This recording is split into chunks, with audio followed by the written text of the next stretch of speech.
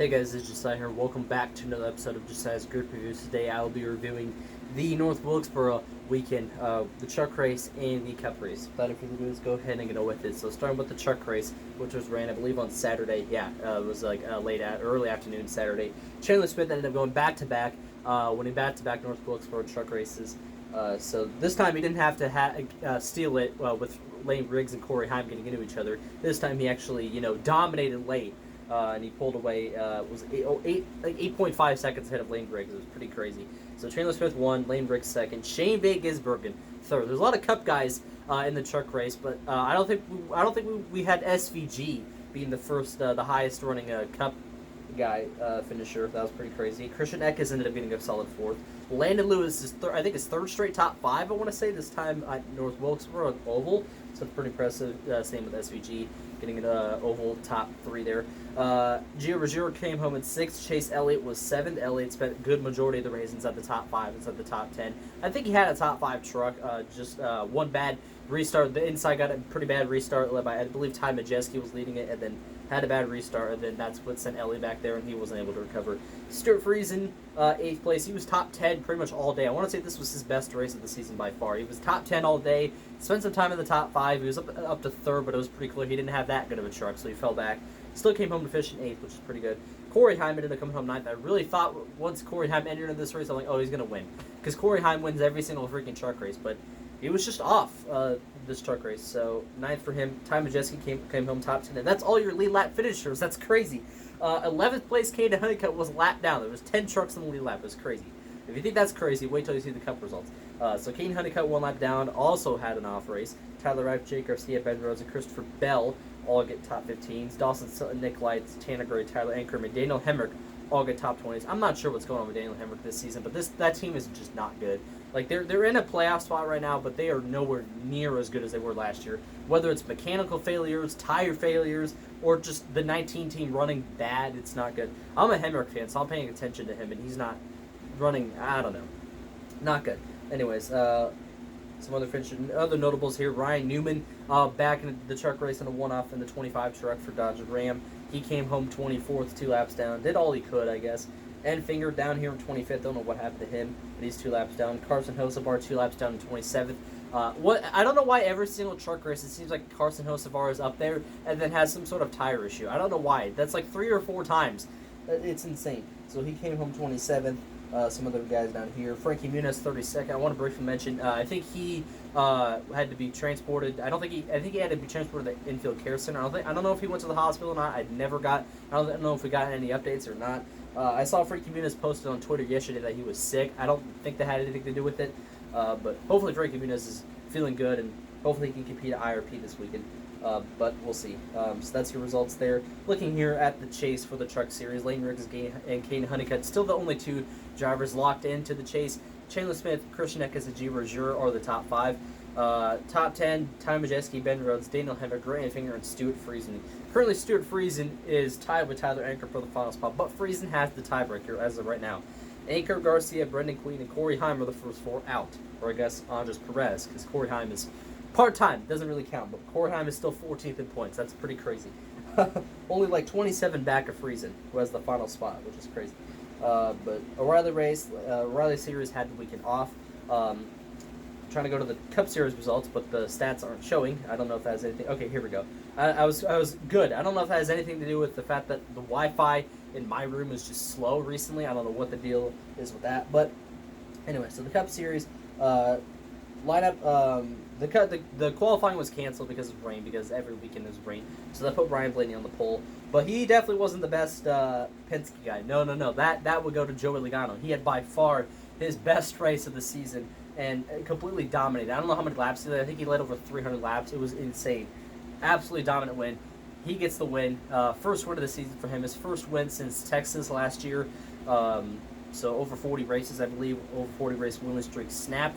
He had to hold off Denny Hamlin, though, and Riley Earps definitely didn't make it easy. He held him up, and Logano finally got by him, and Hamlin couldn't do anything. But Hamlin came home second. What was pretty sweet is Hamlin came over and actually congratulated him and shook hands and stuff.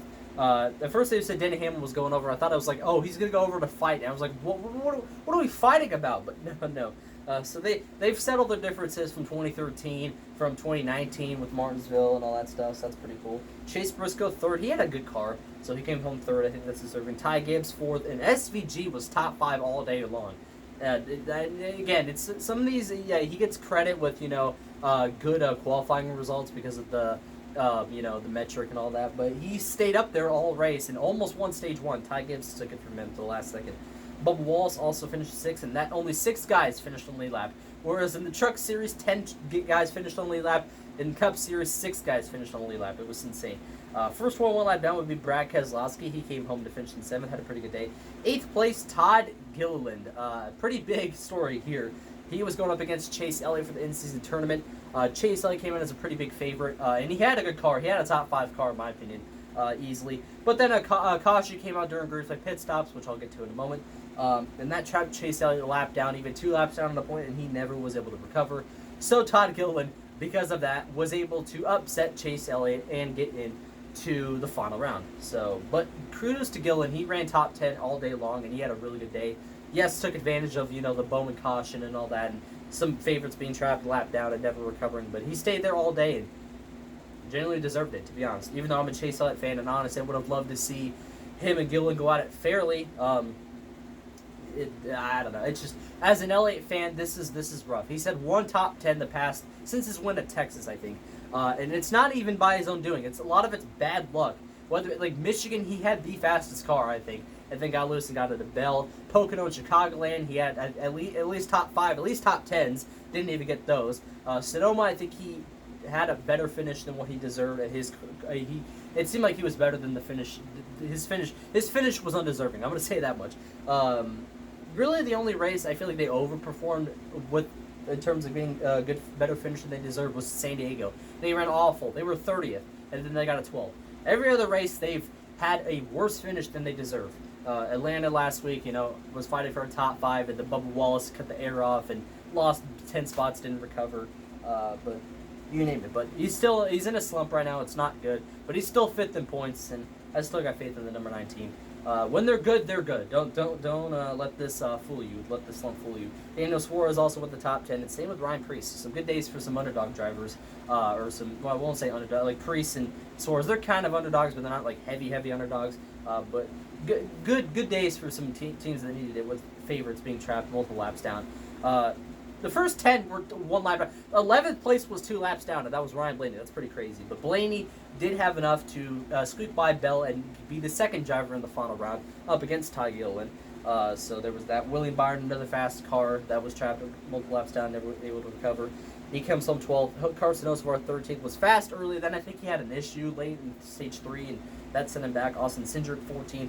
Kyle Larson 15th. Another good. All 3 Hendrick drivers were bitten by their teammate Alex Bowman making a stupid mistake and going from top to bottom. Now I want to talk about. Maybe I'll talk about him later. Maybe I'll talk about him now. Actually, I want to get brutally honest about Alex Bowman. I've been trying to hold this back for a long time. Listen, I love Alex Bowman. I really do. But I think he needs to go after this season. I know. Like, he's had problems, and it's not all been his fault. Okay. But when he's on track, he's not good. He is nowhere close to any 3 of his teammates, okay? He's nowhere close. And listen, and I know Bowman fans are sitting there, they're saying to fire Blake Harris. And listen, I can understand, because as a Chase Elliott fan, I'm a huge Alan Gustafson hater. So I can understand that. And I don't know, maybe they will go and fire Blake Harris. I feel like it's one or the other. It's either you fire Blake Harris or you fire Alex Bowman. It's one of the two. That pair cannot stay together next season. One of them should be fired. And honestly, I mean, I don't know. It was just such a bad mistake, because he went from the top of the track and then just cleared himself off of Tyler Reddick, and those 2 spun. It was frustrating. And then obviously, as an Elliott fan, him getting bitten by it after having what I thought was probably top 3 car, to be honest. It really hurt, and all of his teammates were bitten by it, but. Still, and no, not all of it is on Alex Bowman. I don't want to see Alex Bowman go. Alex Bowman has been a good teammate, regardless, even with some recent struggles. But he's still been a good teammate. He's still been a good person, honestly, and has dealt with a lot of stuff that honestly he doesn't deserve. But still, even that, we'll see. We'll see what the future is for Alex Bowman. But it doesn't really look good, to be completely honest. If he does leave Hendrick. I don't know where he'll go, to be honest with you. Silly season, I haven't touched too much into that. I don't know how many rides are available, but we'll see. But had to get that out of the way. I'm sorry if you're an Alex Bowman fan watching. I love Alex Bowman. Like, it would be tough to see him go, but I don't know. It's either him or Blake Harris. And honestly, I could see them firing Blake Harris, to be honest with you. But who knows? Who knows what will happen? We'll see. But point is that duo can't stay. Either one or both of them is gone. That has to be. But anyways, Ty Dillon 16th, Chase Elliott 17th, Riley Herbst 18th, Christopher Bell 19th, and Chris Buescher top 20. And that's what I wanted to say about. Okay, I forgot to mention. Yeah. So I tuned into Radioactive, and I saw some Bowman fans when the Bowman incident happened on Radioactive. Blake Harris said that it was his fault. I think Bowman said it was his fault. Then Blake Harris said it was his fault. But I don't know. Even so, I don't know. It's tough. I'm gonna move on. But anyways, Eric Jones 21st, Zane Taylor 22nd, Austin Dillon 23rd, Mike Waddell 24th, Noah Gragson 25th, Alex Bowman comes home 26th eventually. Ross Chastain gets credit for the fastest lap back in 27th. Interesting there. Cole Custer, Cody Ware, and Tyler Reddick round out the top 30. John Nemechek and Connor Zilic 31st and 32nd. Austin Hill 33rd. Ricky Stiles Jr. 34th. Chad Fincher 35th. Josh Berry 36th. He got caught up in I think a spin with Christopher Bell. I think he got into him and then he spun out. A.J. Allmendinger, I think, was also involved in an incident, and he finished 37th. So, looking here at the point standings, Hamlin, Reddick, and now Ryan Blaney is the third driver now locked into the chase. Ty Gibbs, 4th. Chase Elliott, 5th. Kyle Larson, 6th. Carson Osavar, Chase Briscoe, Chris Buescher, then Christopher Bell. That's the top 10. Suarez, Byron, Bubba Wallace, SVG, Joey Logano, and Austin Cindric, or the 16 guys, the other guys that are currently above the cut line. Joey Logano, with his huge win and dominating day, he goes way above the cut line. He goes from, I think 8 points below. Now he's, I think, 49 above Eric Jones. So that's a huge, huge gain for Joey Logano. Same with SVG, too. Now he's, 50? He's 54 above the cut line. SVG gets closer to clinching a spot into the chase on points, which is huge for him if he could do that. I want to see it happen. But now there's a big gap, because even Austin Cindric, who has the final spot, is 33 above Eric Jones. So the cut line is pretty big now. But one bad race, and it can easily shift. But Eric Jones, Ryan Preece, Brad Keselowski, and Michael McDowell, they are currently in the top 20. Actually, McDowell and Chastain are tied for the 20th spot, but McDowell has the tiebreaker as of right now. So, reviewing the race, this was North Wilkesboro's first points-paying race since 1996, 30 years ago, when Jeff Gordon won in 1996, and the goodbye for North Wilkesboro.